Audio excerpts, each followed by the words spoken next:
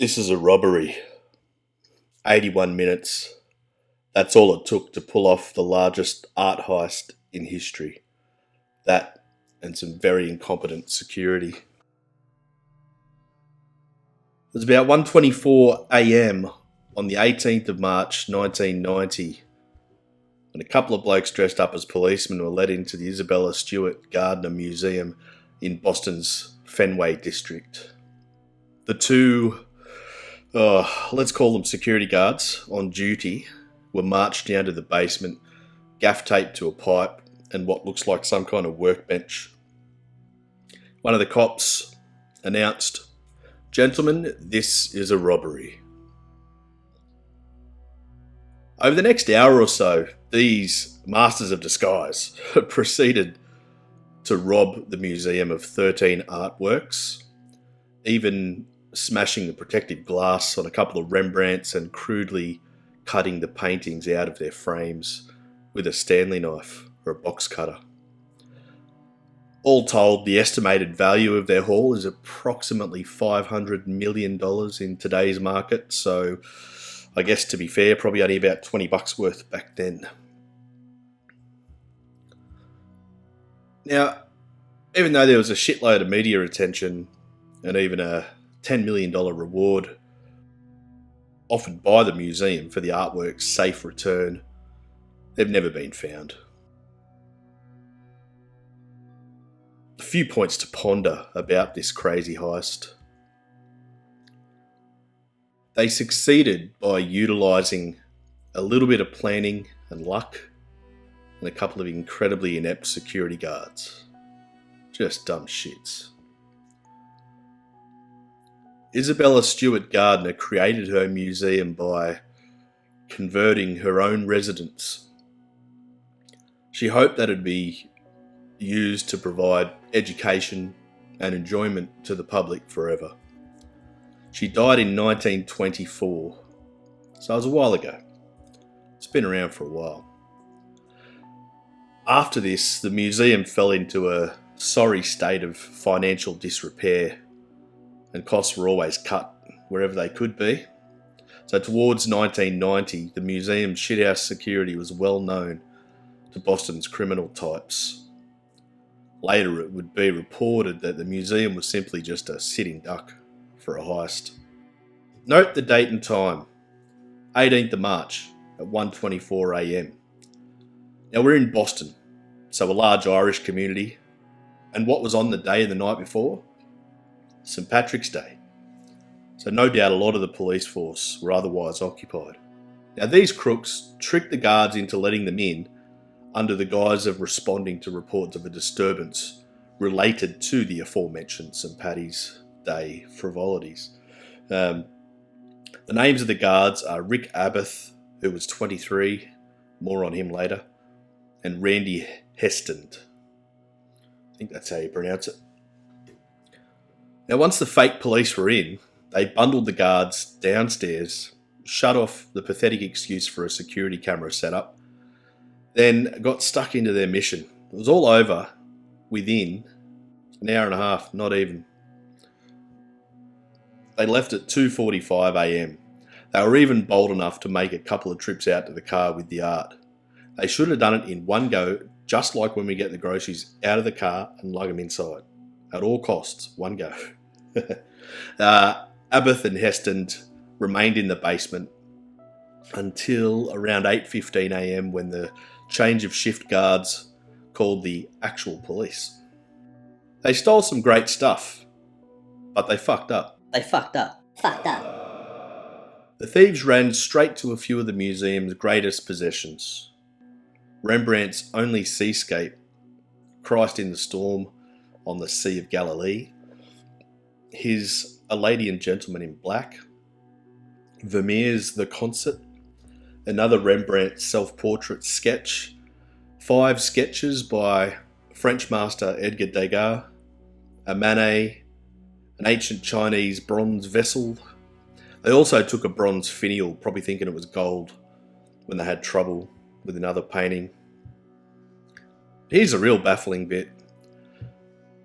They totally neglected the most valuable piece in the collection.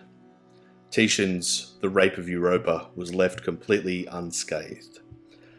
Dum-dums, absolute dum-dums. The seemingly random objects that were knocked off have confused the authorities ever since. Robert M. Poole of Smithsonian Magazine wrote in 2005, and I quote, "What continues to perplex those investigating the Gardner mystery is that no single motive or pattern seems to emerge from the thousands of pages of evidence gathered over the past 15 years. Were the works taken for love, money, ransom, glory, barter, or for some tangled combination of them all?" Yeah, probably a combo. These days, visitors to the museum can take in the empty frames where the works were once displayed. They remain in place with the hopes that they will eventually end up back in their rightful spots. Now, there were some suspects, but still no art. In 2013, they thought they were close to nailing the thieves. The FBI were very confident that they had him in the bag, but nope. A couple of years later, they linked the mob to this heist and suspected that the art was transported by organised crime to Connecticut and Philadelphia. They tried to sell the works on the black market, but they failed. This trail just goes cold. Investigators were sus on the security guards, especially Abbott. He was most likely the inside man that made the job so bloody easy to pull off. He described himself as a hippie. He played guitar in bands. Not that that makes him evil automatically. He was a regular night shift worker at the museum. Most art-related crimes are an inside job or have some kind of inside element. He was high on the suspects list. He always had denied any kind of involvement in the robbery, but of course he would, especially if the threat of death hangs over your head. Abbott is quoted as saying, "I was just this hippie guy who wasn't hurting anyone, wasn't on anyone's radar. And the next day I was on everyone's radar for the largest art heist in history." Mostly his name was kind of forgotten about by the authorities. There were a few more seasoned criminals that they were checking out. Until 2015, when the US District Attorney Office in Massachusetts released some previously unseen security footage. It's pretty shitty quality, but you can make out that prior to the robbery, Abbott opened the same side doors that were used by the thieves. Now, this is strange, obviously, but the weirdest part is that these doors were never opened by anyone, ever. Not even management of the museum, let alone security. They were just never opened. Some say it was a signal to the crooks that he was back on duty at the desk and he could let them in without any issues. That's a theory, at least. A lot of wacky theories have cropped up over the years, but most people in law enforcement, including the FBI, believe the artwork made its way through organised crime circles in Boston. You know, the mob, basically. The running theory revolves around mobsters Bobby Donati and Bobby Guarenti. It's believed that they stole the work to use as something of a bargaining chip to seek the release of their mate, Vincent Ferrara, out of prison. Both Bobbies are dead. There was another monster, Robert Gentile. What's with all the fucking bobs? Guarenti's wife told the FBI that she witnessed him handing over 2 of the stolen paintings to Gentile in a hotel lobby somewhere. It's strangely specific. Gentile said that she was just nuts, and that was about it. Bobby number 3 is now dead as well. There are also theories that the IRA were involved, and that there was a known art thief named Miles Connor Jr. that knew something. He was locked up at the time though, so they didn't really look at him too much. So as it stands, most of the real suspects are dead, except for Abath.